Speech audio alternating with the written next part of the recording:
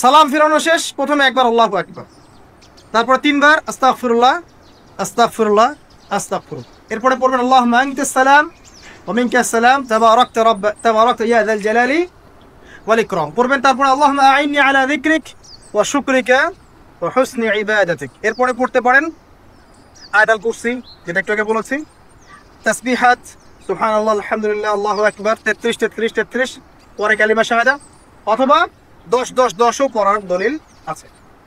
এরপরে পড়বেন সুবহানাল্লাহি ওয়া বিহামদিহি আদাদা খালকিহি ওয়া রিদা নাফসিহি ওয়া জিনাতা আরশিহি ওয়া মিদাদা কালিমাতিহি, তিনবার, এটা তিনবার। তারপর তিন কুল তিনবার করে, সূরা ইখলাস তিনবার, ফালাক তিনবার, নাস তিনবার, সূরা হাশরের শেষ 3 আয়াত একবার। এরপরে পড়বেন সাইয়্যিদুল ইস্তিগফার, মানে সমস্ত ইস্তিগফারের শ্রেষ্ঠ ইস্তিগফার। এটা কোনটা কোনটা?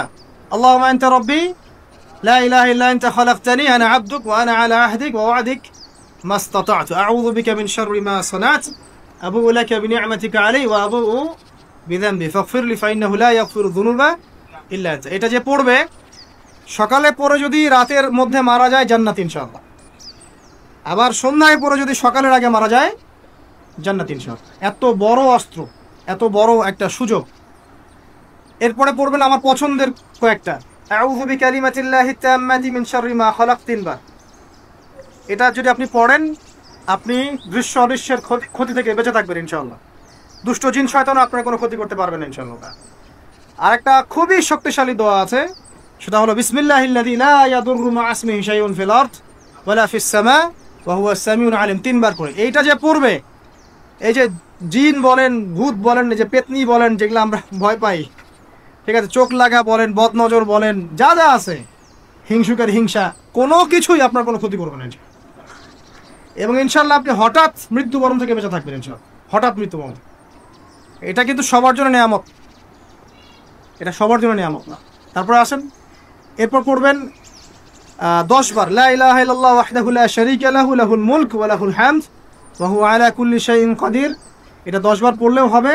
আর যদি 100 বার পড়তে পারেন তাহলে আপনার চেয়ে বেশি নেকি কেউই অর্জন করতে পারবে না।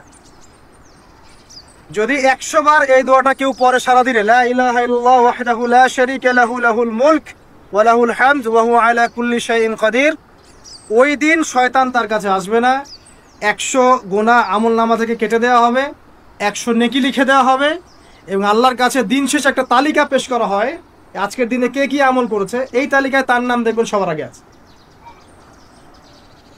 ওই ব্যক্তির নামও থাকতে পারে যে 100 বারের চেয়ে বেশি পড়েছে, তখন তার নাম আগে চলে যাবে, এর নামটা পরে চলে যাবে।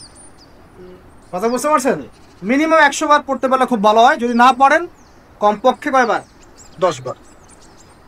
আসেন, এরপরে পড়বেন 10 বার দরুদ শরীফ, আল্লাহুম্মা সাল্লি আলা মুহাম্মাদ ওয়া আলা আলি মুহাম্মাদ, যেটা আছে দরুদ ইব্রাহিম, এটা পড়তে পারেন, অথবা ছোট করে পড়তে পারেন আল্লাহুম্মা সাল্লি ওয়া সাল্লিম আলা নবিয়িনা মুহাম্মদ, এটা পড়লেও হবে, অথবা আল্লাহুম্মা সাল্লি আলা মুহাম্মাদ ওয়া সাল্লিম, এতটুকু পড়লেও ইনশাআল্লাহ হক আদায় হয়ে যাবে। 10 বার যে ব্যক্তি দরুদ পড়ে সকালে সন্ধ্যায়, নবী সাল্লাল্লাহু আলাইহি ওয়াসাল্লাম তার জন্য পরকালে সুপারিশ করবেন ইনশাআল্লাহ।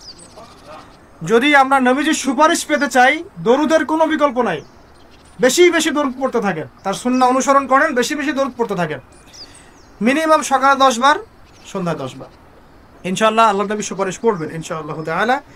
আরেকটা আছে রাদিতু বিল্লাহি রাব্বান ওয়া বিল ইসলামি দীনান ওয়া বি মুহাম্মাদিন সাল্লাল্লাহু আলাইহি ওয়াসাল্লাম নবিয়্যা। এর একটা বড় ফজিলত আছে।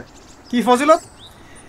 যে ব্যক্তি এই দোয়াটা সকাল সন্ধ্যা 3 বার করে পড়ে, কিয়ামতের মাঠে আল্লাহ পাকের উপর হক হয়ে যাবে, ওয়াজিব হয়ে যাবে, আল্লাহ ওই ব্যক্তিকে সন্তুষ্ট করে দেবেন ইনশাআল্লাহ।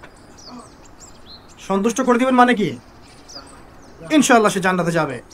আরেকটা আছে, এটা বলে শেষ করি, হাসবি আল্লাহু লা ইলাহা ইল্লাহু আলাইহি তাওয়াক্কালতু ওয়া হুয়া রাব্বুল আরশিল আযীম। এটা পড়তে হবে 7 বার। কয়বার? 7 বার। তাহলে কি হবে? আপনার দুনিয়া আখিরাতের যে চাওয়া পাওয়াগুলো আছে, এর জন্য আল্লাহ পাকই আপনার জন্য যথেষ্ট হয়ে যাবে ইনশাআল্লাহ, কাউকে লাগবে না। তো এইগুলা ফরজ নামাজ, মানে ফজরের নামাজ জামাতে পড়ার পরে বসে বসে এইগুলো করতে থাকবেন। যদি দোয়া আগে করা হয়, নামাজে মোনাজাত যেটা হচ্ছে আমাদের সমাজে, এটা যদি আগে করে ফেলা হয় তাহলে দোয়ার পরে বসে থাকবে, বসে বসে এগুলো পড়তে থাকবেন। যদি পড়েন ইশরাকের নামাজটা পড়ে মসজিদ থেকে বের হতে পারে। ইশরাকের নামাজ মানে ফজরের সূর্য উঠে যাওয়ার পরে 2 রাকাত নফল পড়ে যে ব্যক্তি যাবে বাসায়, মানে প্রথমে ফজরের নামাজ জামাতে পড়েছে, জিকির আজগার করেছে, ইশরাকের সময় হয়েছে, নামাজ পড়ে বের হলো, এই ব্যক্তির আমল নামায় একটা কবুল হজের নেকি দেওয়া হবে, একটা কবুল ওমরার নেকি দেওয়া হবে। এগুলো খুবই সহজে আমল করা যায়। এরপরে আপনি বাসায় ফিরে গিয়ে বা মসজিদেই কোরআন তেলাওয়াত করবেন। আমরা কোরআন তেলাওয়াত করব। কোরআন তেলাওয়াত করবেন এক পারা, এক পারা পড়েন না অর্ধেক পারা, অর্ধেক পারা পড়েন না 5 পৃষ্ঠা, 5 পৃষ্ঠা পারেন না কমপক্ষে 1 পৃষ্ঠা পারবেন না, 1 পৃষ্ঠা করে হলেও প্রতিদিন কোরআন তেলাওয়াত করতে হবে। পারবেন না ইনশাল্লাহ? প্রত্যেক হরফে 10 টাকা পাবেন। কোরআন আপনার পক্ষে সুপারিশ করবে ইনশাল্লাহ, এবং এই কোরআন আপনাকে ছায়া দিবে, সূরা বাকারা আলে ইমরানের মতো ছায়া দিবে কিয়ামতের মাঠে।